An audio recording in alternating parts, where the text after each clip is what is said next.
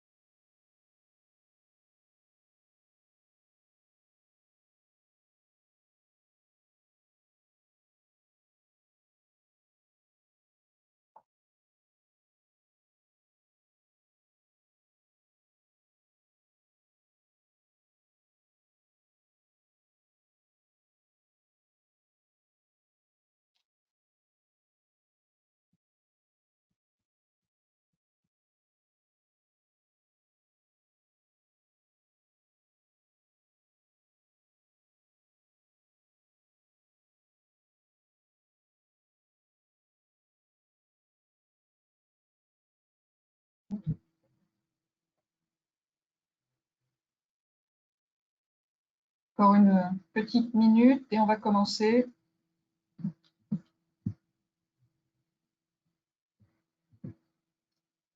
Alors, rebonjour à tous et bienvenue à tout le monde pour ce webinaire qui est organisé par Grant Thornton et Per Angusta en partenariat avec le Conseil national des achats sur le thème « Comment achats et finances deviennent aujourd'hui partenaires » avec le témoignage et le retour d'expérience de la société Worldline. Je suis Christine Larsen, je suis associée chez Grant Thornton au sein de la branche conseil opérationnel et en charge de la practice achat et supply chain. Pour nous présenter rapidement, Grant Thornton Conseil regroupe plus de 300 consultants en France, avec des consultants en organisation, en processus, en management des risques, en système d'information, des consultants achats et des acheteurs opérationnels. Sur le domaine spécifique des achats, on travaille tout particulièrement sur certains sujets qu'on va aborder dans ce webinaire, donc toute la transformation, la digitalisation de la fonction achat, tout ce qui concerne le catégorie management, le management des risques fournisseurs, les programmes d'optimisation et de réduction des coûts et la mise en œuvre de plateaux achats opérationnels en mode externalisé ou hybride. Donc ce matin, j'ai le plaisir d'animer ce webinaire et d'accueillir nos intervenants. Donc en premier lieu, Meryl Bedonnet. Meryl qui est responsable performance, compliance et coordination internationale au sein de la direction achat de Worldline. Comme elle vous l'expliquera, elle a exercé diverses fonctions en direction financière avant de rejoindre la direction des achats et elle nous parlera de son retour d'expérience et plus particulièrement de la mise en œuvre de la solution Per Angusta au sein des achats de Worldline. Bonjour Meryl. Bonjour Christine, bonjour à toutes et à toutes. Midoli Kawaji. Midoli est directrice associée chez Grant Thornton Conseil au sein de la practice achat et supply chain et elle intervient parce qu'elle a été directrice des achats indirects chez Ingenico et dans le cadre du rachat par Worldline et elle a tout particulièrement travaillé sur la mise en place de la nouvelle organisation et notamment l'élaboration du système de mesure de la performance achat et elle a piloté aussi un vaste programme de réduction des coûts dont elle nous parlera. Bonjour Midoli. Bonjour Christine, bonjour à toutes, bonjour à tous. Et enfin, mais pas dernier, Thomas. Bonjour Thomas Delamarre, qui est Customer Success Manager chez Per Angusta et qui a été chef de projet pour la mise en place de la solution, d'abord pour le compte d'Ingenico, puis pour le compte de Worldline. Bonjour Thomas. Merci pour l'introduction Christine, bonjour à toutes et à tous. Alors, avant de commencer, une petite précision sur notre déroulé. La conférence va durer à peu près 45 minutes. Nous allons garder les questions pour la fin, afin de préserver un maximum de fluidité dans nos interventions. Nous vous invitons à poser toutes vos questions via la plateforme et tout au long du webinaire. Vous avez sur le côté une rubrique questions. Donc, c'est vraiment cette rubrique-là qu'il faut utiliser, qui est réservée pour poser vos interrogations. La rubrique chat n'est pas pour les questions, c'est simplement si vous avez des soit vous voulez poster des réactions ou que vous avez un souci technique sur lequel on essaiera de vous aider. Donc aujourd'hui, le thème de notre webinaire, c'est comment achats et finances deviennent partenaires avec le retour d'expérience de Worldline. Nous allons aborder en fait plusieurs sujets. Tout d'abord, comment rapprocher la vision qui est souvent différente entre les achats et la finance sur la notion de performance et de contribution de la fonction achat. Comment renforcer le lien entre les fonctions achats et les fonctions finance pour avoir justement une meilleure mesure de la contribution économique des achats à la rentabilité et à la compétitivité des entreprises. On verra ensuite comment les solutions digitales peuvent faciliter les programmes de transformation et d'optimisation des coûts, en particulier, comme c'est le cas ici dans des organisations mondiales très décentralisées. On abordera aussi le sujet des spécificités d'un tel projet, comment assurer l'engagement et la coordination des équipes, surtout quand elles sont dispersées. Et on finira par les facteurs clés de succès dans un projet comme celui-ci en termes d'implémentation et d'adoption par les équipes. Je vais commencer avec Meryl, notre invitée. Meryl, déjà, est-ce que vous pouvez peut-être nous resituer l'entreprise Worldline et puis ensuite, compte tenu de votre parcours, tant côté finance d'abord et côté achat aujourd'hui, nous parler de votre vision des achats et de la relation achat-finance. Oui, tout à fait. Merci Christine pour l'introduction. Je vais peut-être d'abord juste donner quelques précisions sur mon parcours, ce qui peut être intéressant, mon parcours qui fait le pont entre la finance et les achats. J'ai 10 ans d'expérience en fait dans un cabinet de conseil pour la transformation des directions financières. Et c'est dans ce cabinet, lors de différentes missions, que justement j'ai travaillé sur de nombreux sujets achats, P2P, mise en place d'outils de procurement, de nouveaux process et de fonctions achats indirects embryonnaires. Et c'est dans ce cadre en fait que je suis rentrée en 2015-2016 chez Ingenico, dans le cadre d'un déploiement en fait d'un outil P2P Evalua, ne pas le citer, et d'un process justement de mise sous contrôle de la dépense sponsorisé par la direction financière. Juste pour resituer, en 2015-2016 chez Ingenico, on n'avait pas de direction en fait d'achat indirect, donc toutes les initiatives achats étaient portées par la direction achat process, achat transactionnel, on va dire, étaient portées par la direction financière. Et je suis rentrée donc chez Ingenico, à la direction de la transformation finance, dans laquelle j'ai fait plusieurs projets finance, pas seulement achat, jusqu'à ce que je sois Chief of Staff du nouveau groupe CFO qui est arrivé en 2019. Et dans le poste avec lequel j'ai pu travailler avec Midoli et l'équipe de Grant Thornton. Et j'arrive enfin à Worldline. Donc, c'est en 2019, de novembre 2019, qu'Ingenico s'est fait racheter par la société Worldline. Et c'est via cette nouvelle organisation, ce changement d'organisation, que j'ai profité justement du mouvement pour passer à la direction, passer de l'autre côté, à la direction des achats, avec une multicasquette. Je m'occupe de la compliance, de la performance, de l'international overseas, en fait hors Europe, qui provient principalement d'Ingenico. Et également, j'ai une casquette de Global Category Management sur la partie, le pilier frais généraux, indirect.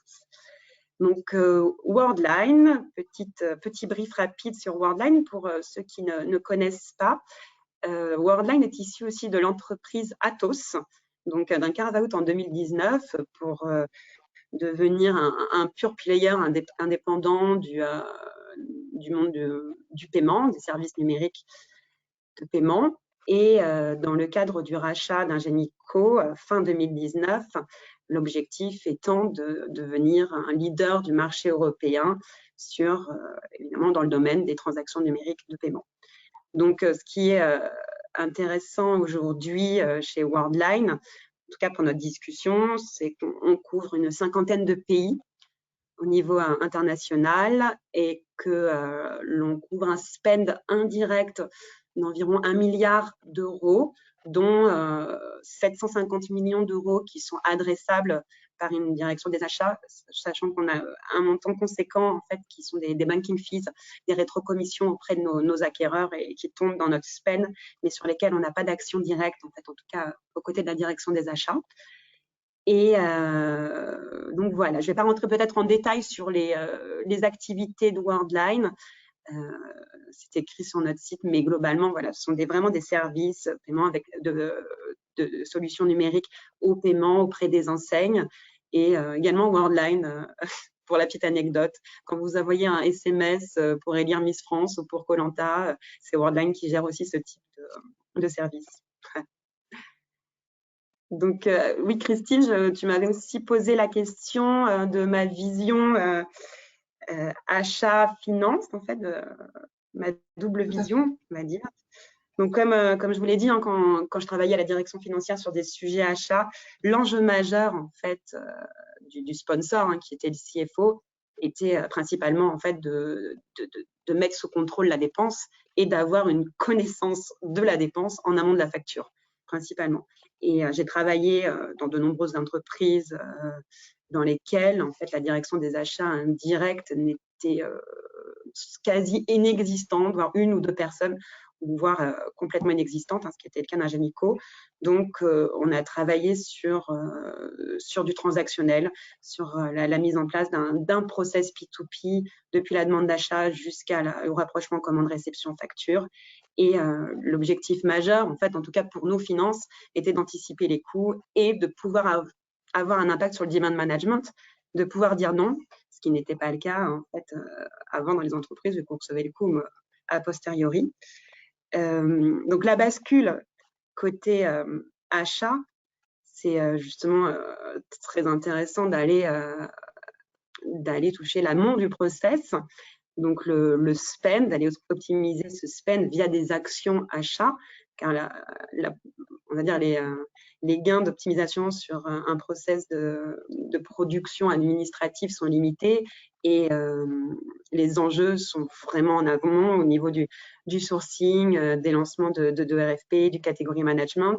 Et c'est ce sur quoi je travaille aujourd'hui, qui ne faisait pas partie forcément de mes activités côté finance. Et aujourd'hui, je me retrouve justement à justifier mes gains, à définir des histoires crédibles en fait pour la finance de chacun de nos gains, un business case, un TCO, et de pouvoir justifier en quoi en fait nos gains ont un impact sur le PNL ou non, et quel est l'impact sur le budget, on en parlera tout à l'heure. Merci Meryl. Mideli, tu as été directrice des achats indirects chez Ingenico. Tu as travaillé en particulier dans le cadre de la mise en place de la nouvelle organisation des achats indirects qu'évoquait Meryl, et dans le cadre d'un ambitieux programme d'optimisation et de réduction des coûts qui était piloté par la direction du groupe. Alors, deux questions en fait. Quels ont été les prérequis et ce que tu as mis en place pour mesurer et suivre la performance et la contribution économique des achats, et comment tu as travaillé, œuvré pour rapprocher et aligner au maximum les visions achats et finances sur cette notion de performance économique des achats. Et ensuite, comment est venue l'idée et le choix de mettre en œuvre une solution digitale pour faciliter le suivi des gains? Tout à fait, Christine. Alors, comme vous l'a très bien expliqué d'ailleurs tout à l'heure, Meryl, moi, je suis arrivée au moment où le CFO du groupe avait décidé de mettre en place une direction achat centralisée pour toutes les dépenses indirectes. Et donc, Ingenico a fait appel à Grant Thornton à ce moment-là pour mettre en place un département achat, donc à définir l'organisation et les processus, mais également pour mettre en place un plan de réduction des coûts. Et pour traquer et piloter ce programme des réductions des coûts, j'ai dû mettre en place une politique de savings commune parce qu'elle n'existait pas chez Ingenico, harmoniser à travers toutes les BU, les différents pays, et du coup, pour vraiment mesurer l'impact du PNL, alors des gains dans le PNL, mais également des gains achats ou de performance achat.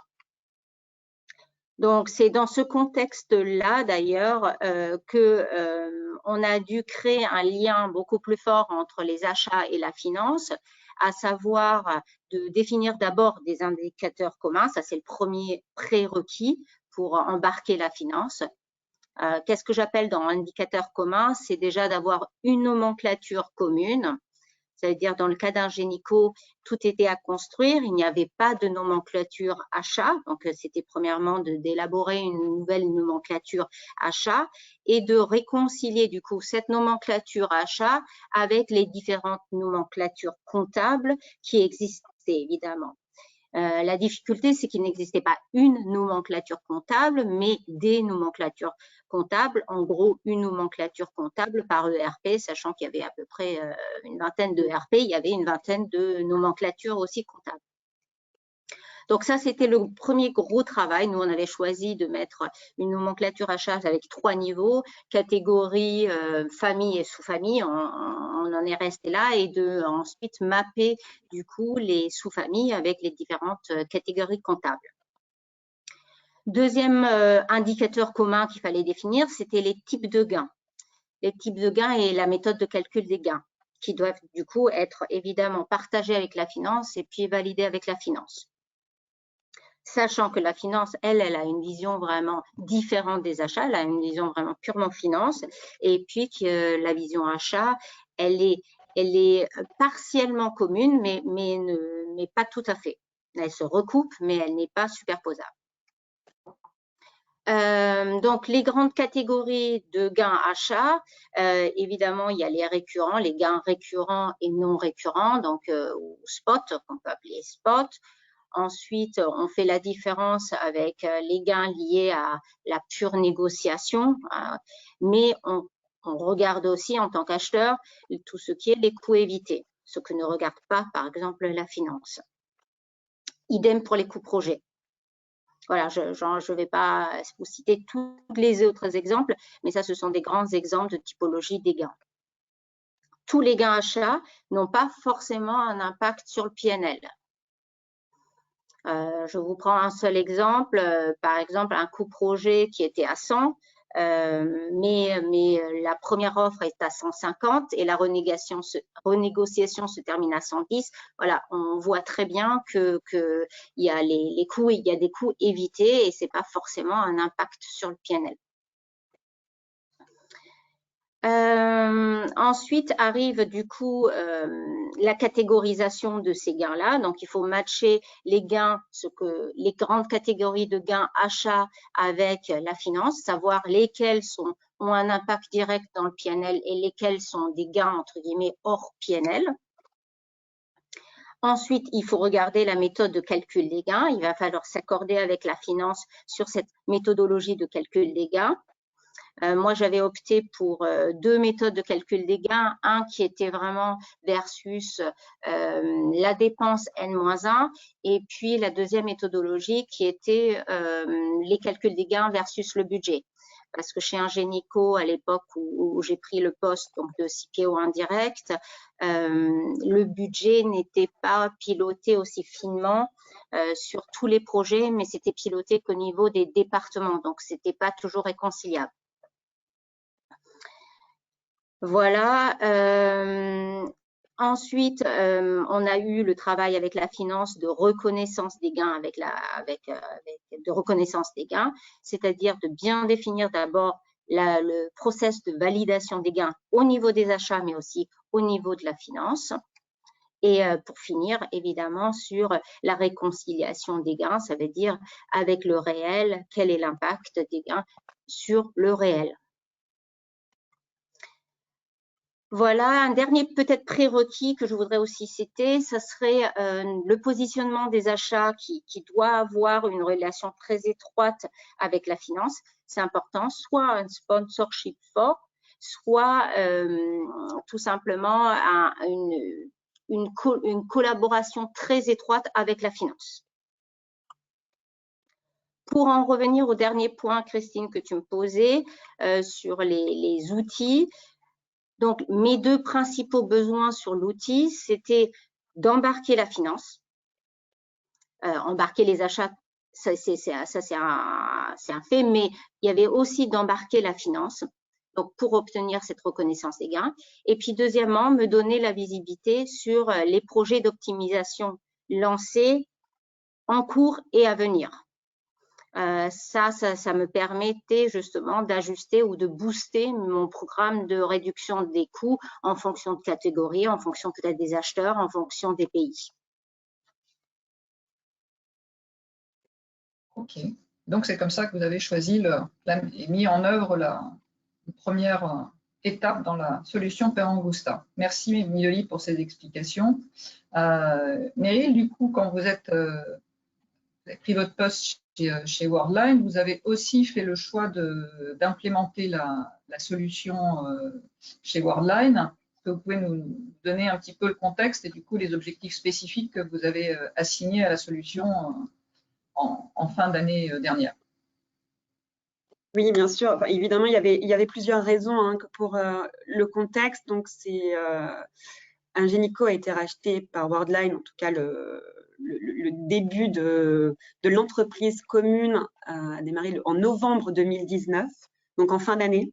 C'est important comme contexte pour dire qu'on avait un objectif, en tout cas où j'avais un objectif au départ sur 2021, d'avoir une politique de gain commune et de pouvoir consolider et reporter les gains de l'ensemble des acheteurs. On est sur 50 acheteurs dans X pays dans le monde entier, dans un seul outil.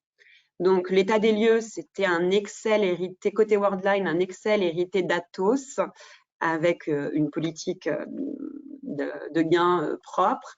Et de l'autre côté, Ingenico, l'initiative qui avait été lancée par Midoli et son équipe et Perangusta.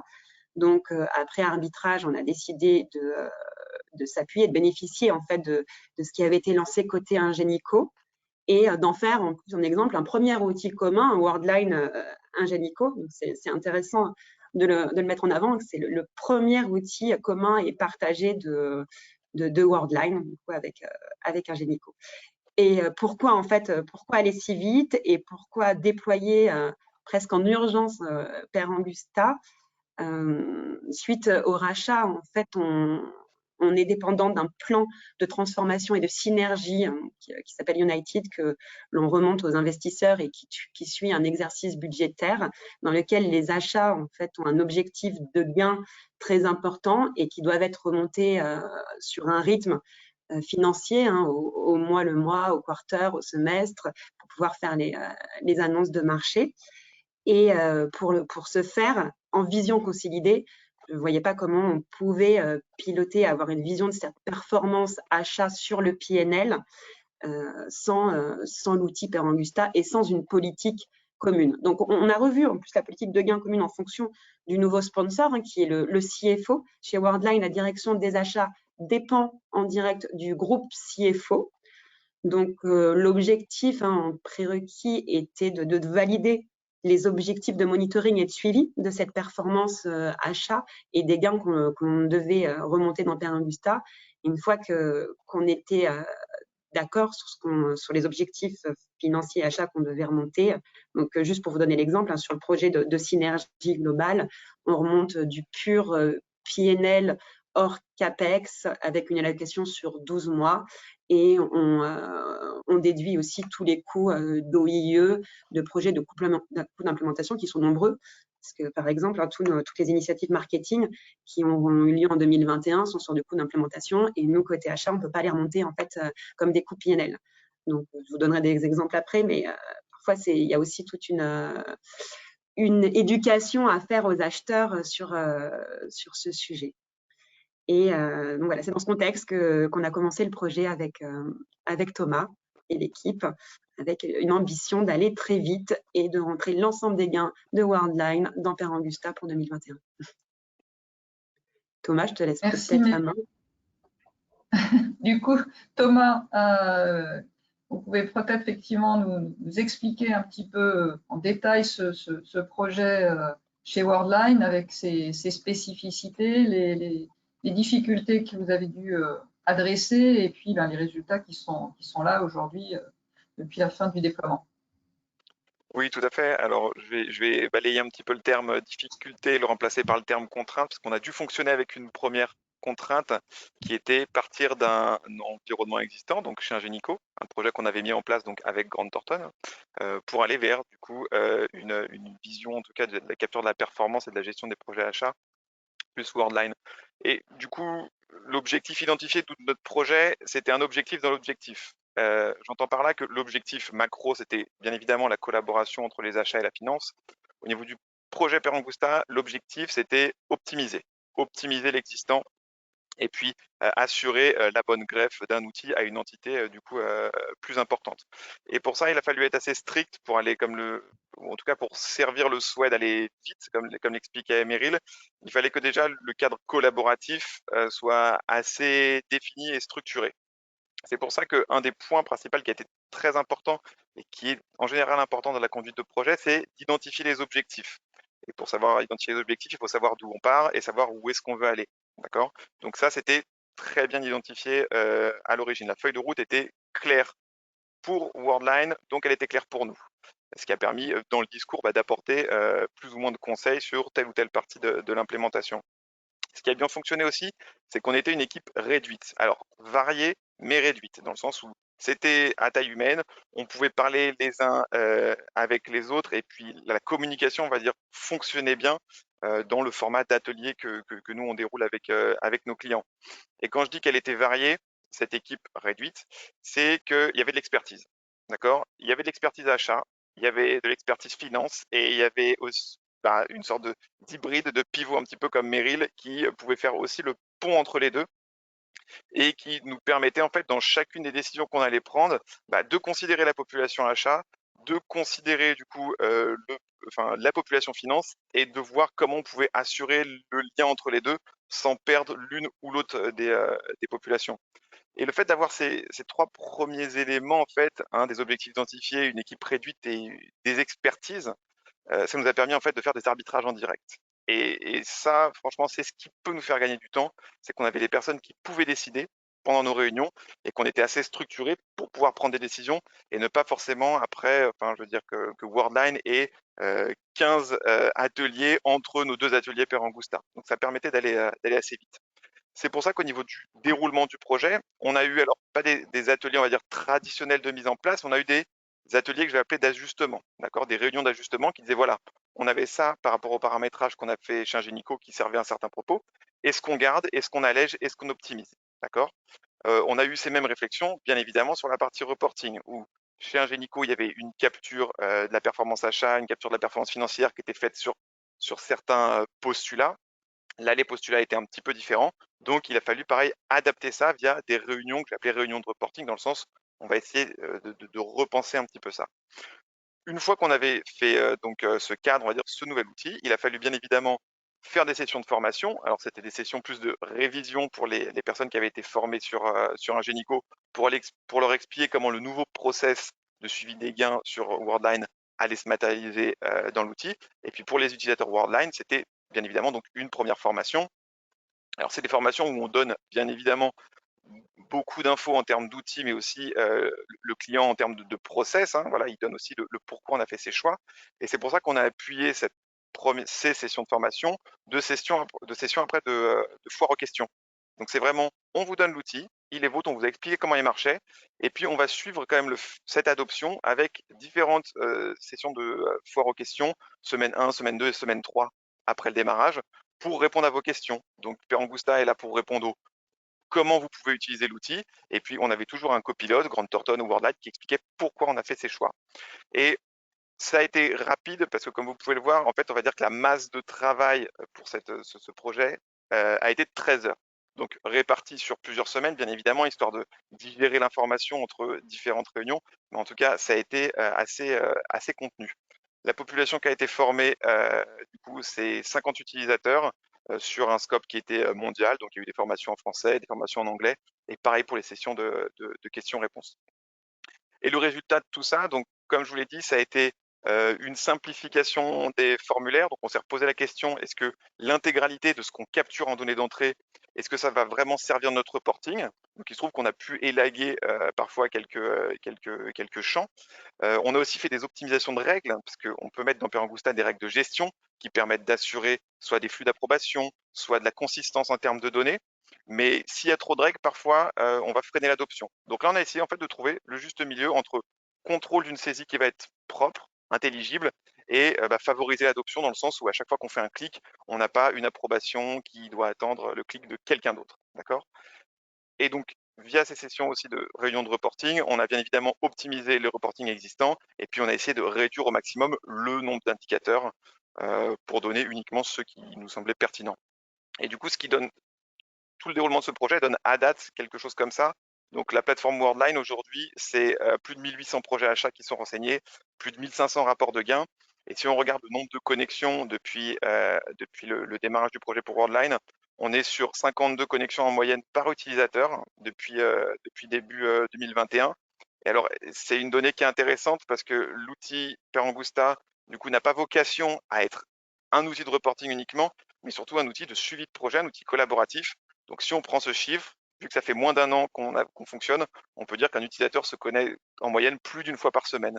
Donc, on est sur un suivi régulier des projets achats et des rapports de gains.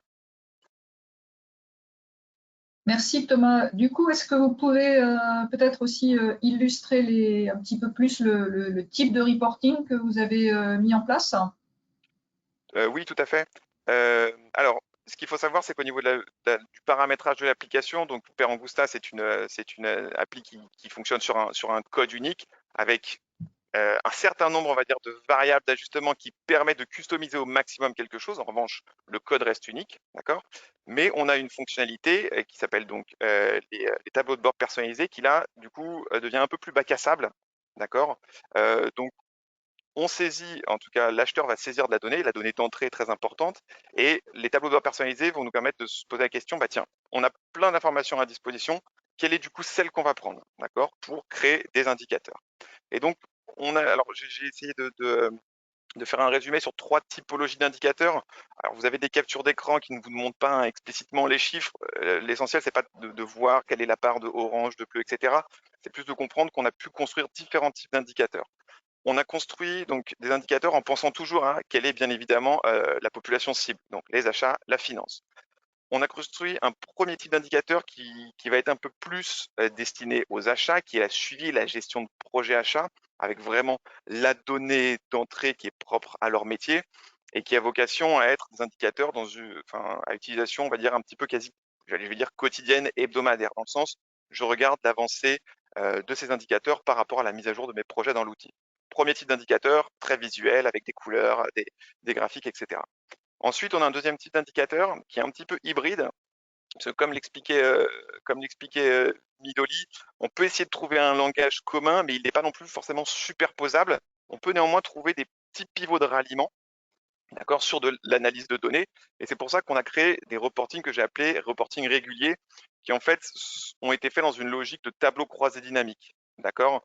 Donc, quand on parle de tableau croisé dynamique, on est peut-être moins sur la visualisation quotidienne, mais plus sur du reporting cadencé, à savoir quelque chose qu'on va regarder mensuellement, par exemple, si on doit faire un rapport à nos managers, à notre équipe, etc. Et donc, on a construit un ensemble de tableaux plus pivots qui permettent d'avoir des entrées de données en colonne, en ligne, et avoir tout un tas d'indicateurs qui ont été construits. Donc, la population ici peut être hybride. Elle peut servir le propos finance, le propos achat.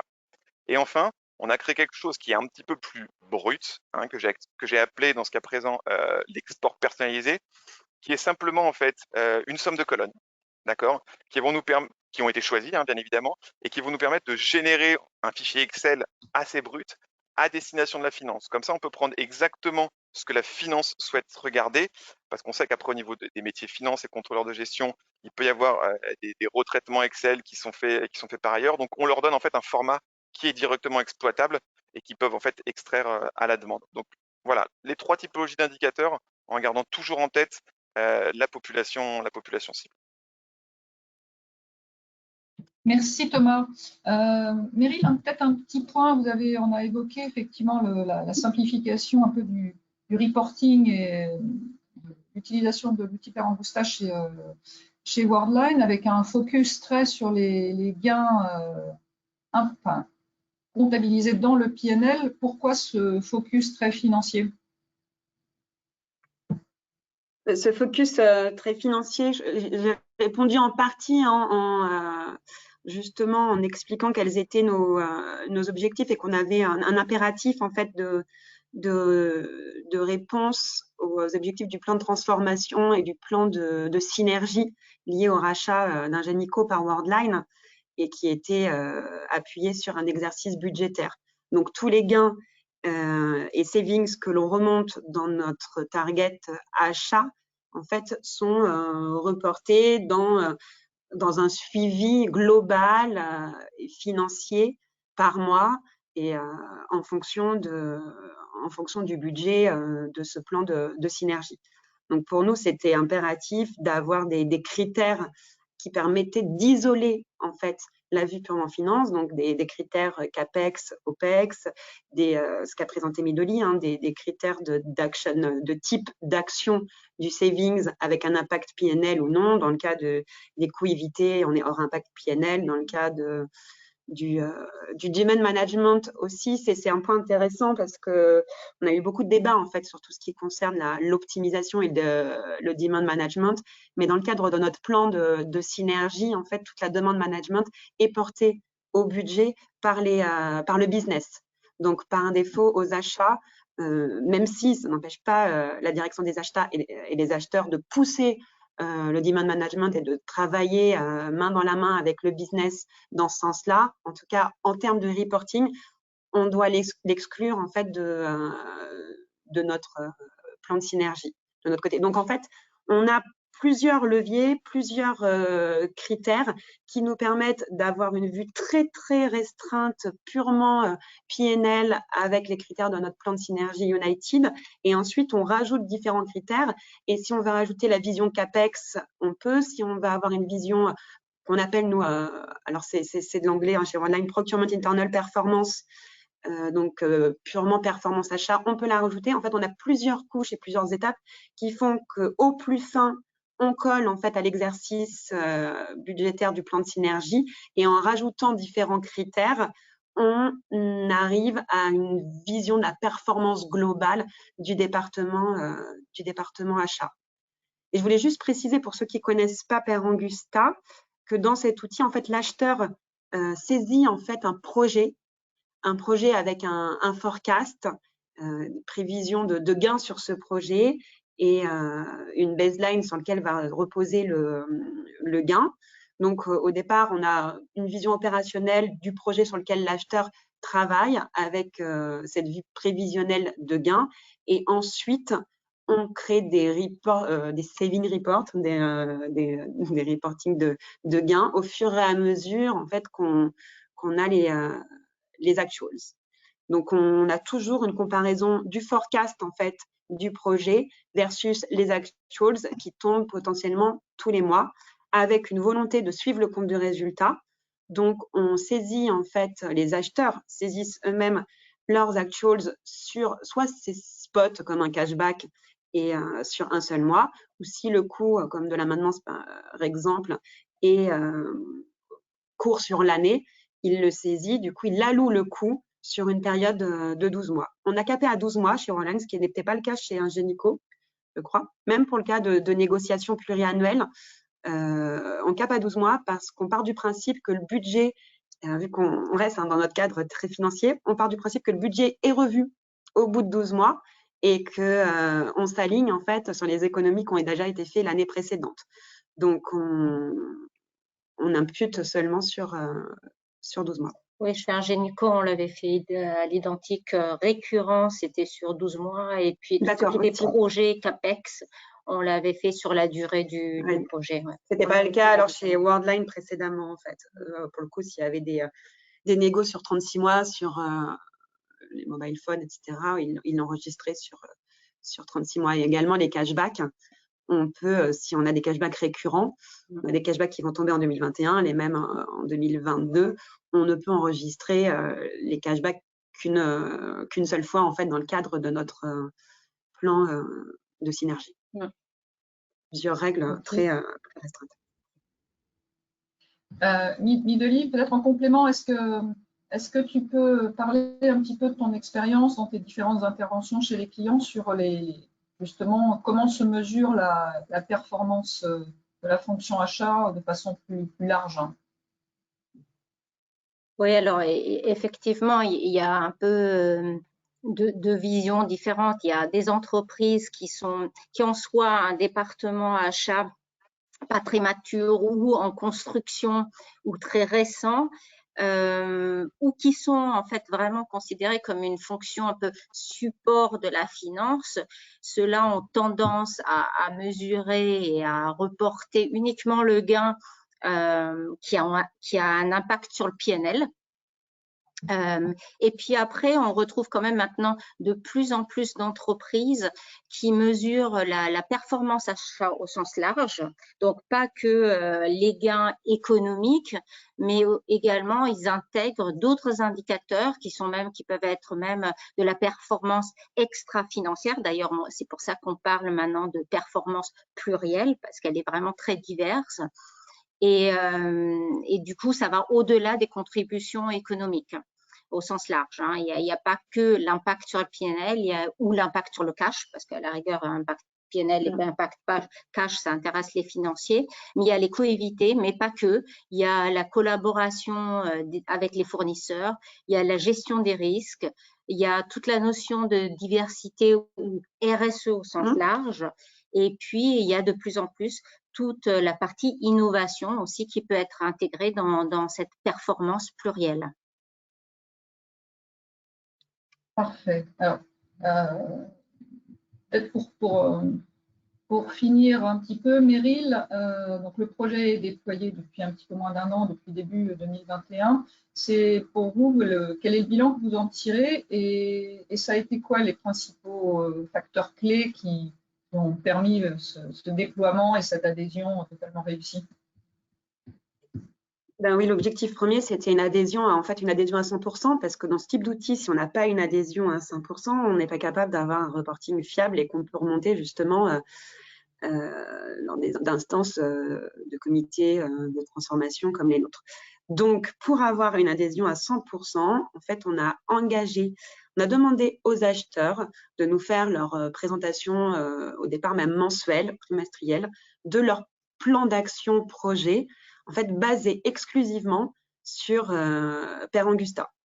Donc, ça imposait en fait aux acheteurs d'entrer l'ensemble de leurs projets dans Père Angusta, d'entrer leur forecast, de faire ce travail d'évaluation de forecast de gains, de s'assurer que leurs actuals étaient rentrés aussi correctement et bien alloués dans Père Angusta. Et dans tous les cas, dans les présentations, on ne présentait que des extractions. Alors, on a supporté au départ quelqu'un dans mon équipe qui fait plus ou moins du contrôle de gestion achat, qui a aidé les acheteurs à faire les présentations au début, à voir les extractions, mais c'est très simple. En 2 clics boutons dans Père Angusta, on a des copies d'écran de cockpit, comme Thomas nous l'a montré. Et à partir du moment où on imposait en fait la présentation à partir de Père Angusta, on a obligé les acheteurs à rentrer l'ensemble de leurs gains dans cet outil. Et on avait une échéance en fait tous les mois, vu qu'on le présentait au CPO, il fallait mettre à jour son outil. Donc, d'où, je pense, le niveau de connexion très élevé et le fait qu'au bout de 3 mois, en fait, on était capable d'avoir un reporting consolidé exclusivement, qu'on présentait en comité de direction et comité exécutif uniquement depuis Père Angusta. Et juste pour la finance, si on refait le lien, nous, on présente en fait un budget de gain de savings, pas le budget de coût en fait, mais le budget des gains des savings sur ces coûts. Donc, ça n'empêche pas en fait les financiers d'avoir leur propre outil de suivi budgétaire. Nous, ce qu'on leur donne à travers nos reporting Père Angusta, c'est quel est l'impact en fait de gains sur justement le budget de l'année. Donc, on ne pilote pas un budget, on pilote vraiment des gains. Et merci. Oui, pardon, Meryl. Non, c'est un facteur clé de succès, c'était pour revenir. Je pense que vraiment, c'est le plus marquant, justement, pour avoir une adhésion complète et de pouvoir sortir au plus vite des reports consolidés. Et côté éditeur, Thomas, c'est quoi les éléments les plus importants pour arriver à réussir un tel projet et En tout cas, embarquer tout le monde? ce qui a bien marché avec Worldline, et j'ai déjà un petit peu spoilé ça, c'est deux choses, c'est l'expertise et l'empathie. L'expertise qui nous permet de bien cadrer en fait ce sur quoi on va bosser, hein, et ce qu'on attend en sortie du projet. Et puis l'empathie qui vient nourrir en fait toutes les réflexions, qui permet de se dire voilà, j'ai demandé ça aux acheteurs, ça va apporter ça aux financiers, comment l'un et l'autre vont le prendre. Et puis il y a une dernière empathie qui est aussi importante, c'est l'empathie vis-à-vis de nous, fournisseurs, et c'est de se dire bah voilà, il faut qu'on amène aussi nous notre énergie dans le projet, parce que Perangusta c'est un outil collaboratif, mais un projet Perangusta, c'est aussi une collaboration entre nous, éditeurs, et le client.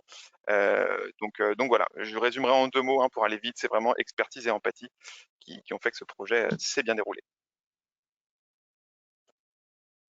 Du coup, peut-être juste une dernière question et puis on va passer aux questions. Du coup, Meryl, c'est quoi vos prochaines étapes, vos prochains objectifs en termes de mesure de la performance achat?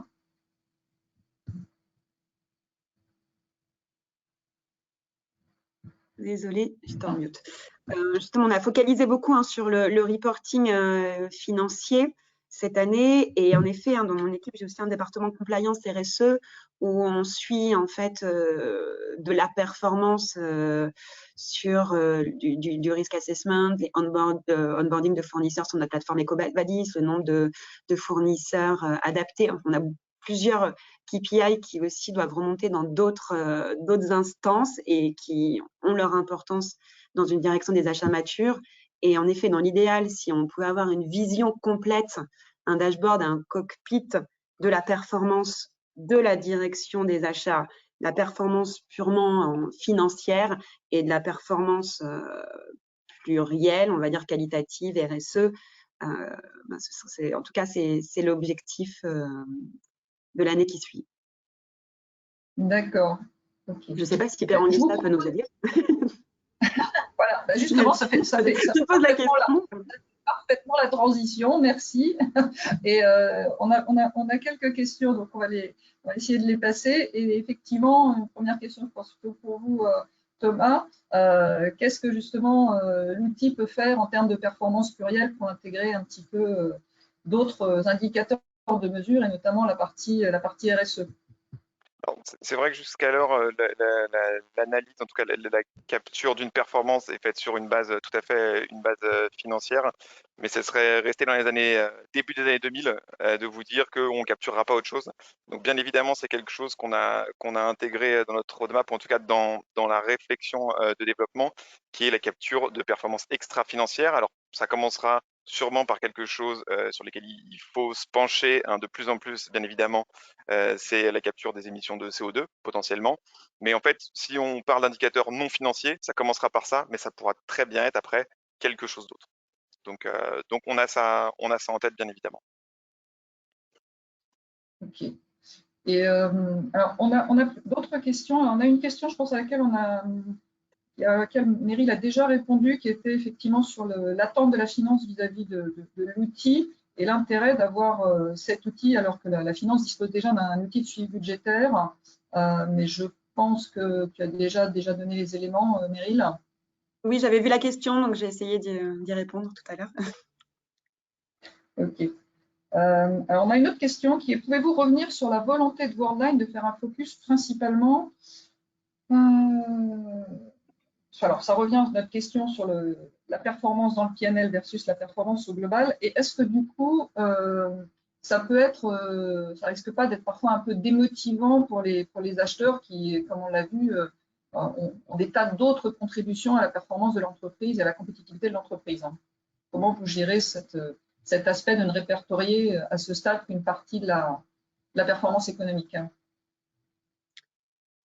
Oui, c'est pas évident pour des acheteurs qui ont en plus parfois des expériences dans d'autres entreprises qui ne sont pas moins pilotées en fait par la finance et dont le département achat ne répond pas forcément en direct à la direction financière. Donc, on a eu aussi un travail d'éducation, on va dire, sur des principes purement financiers pour que les acheteurs comprennent et puissent aussi avoir une vision maintenant de leur projet et de leurs savings avec des critères financiers, hein, sur rien que de réexpliquer la notion de coût, de tâches, de compte de résultat, de bilan. Et c'est une formation annexe pour les acheteurs qui était aussi intéressante pour eux d'avoir, en tout cas, on a eu des bons retours et sur le fait d'avoir une vision plus large et plus complète. Après, en effet, j'ai souvent aussi des retours, mais pourquoi ce savings, on ne le remonte pas, pourquoi il n'est pas valorisé? J'ai l'impression que mon travail n'est valorisé qu'à moitié. Et je pense qu'il est important de garder des objectifs purement achat pour les acheteurs. Et j'essaye, en tout cas, dans mon équipe, d'avoir dans nos objectifs semestriels et annuels, un objectif sur nos objectifs financiers et un objectif qui correspond à leur performance achat, qui reste de toute manière leur métier et un atout pour l'entreprise. Donc, on pilote les deux et on essaye de valoriser l'ensemble de l'action de l'acheteur. Ok, merci. Une autre question, plus pour Thomas. Est-ce que vous pouvez donner quelques éléments un peu de coût, de timing pour la mise en œuvre en fait d'une solution comme Père Angusta en fait, hein. Et est-ce qu'il y a des configurations minimum en termes d'acheteurs, en termes de spend? Qu'est-ce que vous préconisez? Alors, en termes de coût, bien évidemment, s'il y a besoin d'aller creuser, je passerai le relais à notre super équipe commerciale. Ce qu'il faut savoir, c'est qu'on est sur un modèle qui est tout compris en quelque sorte. C'est-à-dire qu'il va y avoir un coût de licence qui va regrouper du coup, bien évidemment, l'utilisation, l'hébergement, le support, la maintenance corrective évidemment, mais aussi évolutive, comme je disais tout à l'heure. C'est un modèle commercial qui fait que vous avez accès à une application, à un code unique, mais du coup, vous bénéficiez de toutes les améliorations. Donc, tous nos clients bénéficient tous des mêmes améliorations, ce qui permet d'avoir du coup, avec un modèle commercial, du coup, quelque chose, en tout cas en termes techniques, qui est très évolutif. Et on a fait récemment une enquête sur une perception de retour sur investissement et à 90%, nos clients ont dit qu'en moins d'un an, du coup, ils avaient pu constater en tout cas un ROI sur cet investissement. Après, en termes de cible, on a des clients qui ont des directions achats ou on va dire peut-être plus des départements achats de 10 personnes potentiellement, une petite dizaine de personnes, jusqu'à des clients qui ont plus de 1000 utilisateurs. Donc, on va dire qu'on va adresser tout type de clientèle sans forcément de barrière. Ok. J'ai encore une dernière question. Comment passe-t-on des économies achats aux économies budgétaires? Alors, peut-être Fanny Delis, peut-être repréciser. Alors, oui, volontiers. Comme je le disais précédemment, il y a vraiment deux visions différentes, hein, achat et finance, vous l'aurez compris. Et même s'il y a de la convergence, comme je disais tout à l'heure, elles sont quand même distinctes. Donc, l'important, c'est de pouvoir, à partir du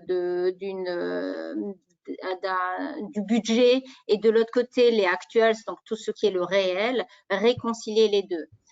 Et entre les deux, il y a quoi? Il y a souvent les effets devises qu'on peut avoir, les effets volume. Et puis, comme le disait aussi Meryl, il y a le demand management. Donc, à voir comment on le traite, si c'est traité via les achats ou par le métier. Mais en tous les cas, ça, c'est à dissocier des gains purement achats avec impact sur le PNL. Et du coup, on a évidemment les gains du coup recensés par les achats que sur la partie qui ont un impact sur le PNL. Alors, hors autres performances achats. Et du coup, c'est ça le bridge qu'on appelle le bridge achat-finance. Et c'est à ce moment-là qu'on peut réconcilier les économies achats avec les économies budgétaires. Ok. Alors, je ne vois plus de questions pour ma part.